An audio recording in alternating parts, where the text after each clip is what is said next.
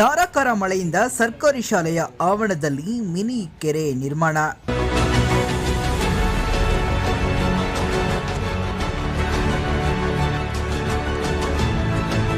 ಕಳೆದ ರಾತ್ರಿ ಬೇತಮಂಗಲದಲ್ಲಿ ಸುರಿದ ಧಾರಾಕಾರ ಮಳೆಯಿಂದ ಸರ್ಕಾರಿ ಕನ್ನಡ ಮತ್ತು ಉರ್ದು ಮಾದರಿ ಹಿರಿಯ ಪ್ರಾಥಮಿಕ ಶಾಲೆಯ ಆವರಣದಲ್ಲಿ ಮಳೆ ನೀರು ನಿಂತು ಮಿನಿ ಕೆರೆಯೊಂದು ನಿರ್ಮಾಣವಾಗಿದೆ.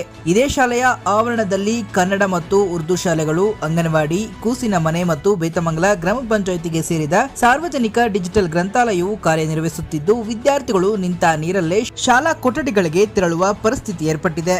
ಜೊತೆಗೆ ಶಾಲಾ ಕೊಠಡಿಗಳು ಕೂಡ ಬಿರುಕು ಬಿಟ್ಟು ಶಿಥಿಲಗೊಂಡಿದ್ದು ಕುಸಿಯುವ ಹಂತಕ್ಕೆ ತಲುಪಿದೆ. ಇದರಿಂದ ಮಕ್ಕಳು ಆತಂಕದಲ್ಲೇ ಪಾಠ ಕೇಳಬೇಕಾದ ಪರಿಸ್ಥಿತಿಯೂ ಕೂಡ ಏರ್ಪಟ್ಟಿದೆ. ಇನ್ನು ಮುಂದಿನ ದಿನಗಳಲ್ಲಿ ಮಳೆಯ ಪ್ರಮಾಣ ಹೆಚ್ಚಾಗಿರುವುದರಿಂದ ಸಂಬಂಧಪಟ್ಟ ಅಧಿಕಾರಿಗಳು ಕೂಡಲೇ ಕ್ರಮ ಕೈಗೊಳ್ಳಬೇಕೆಂದು ಪೋಷಕರು ಆಗ್ರಹಿಸಿದ್ದಾರೆ.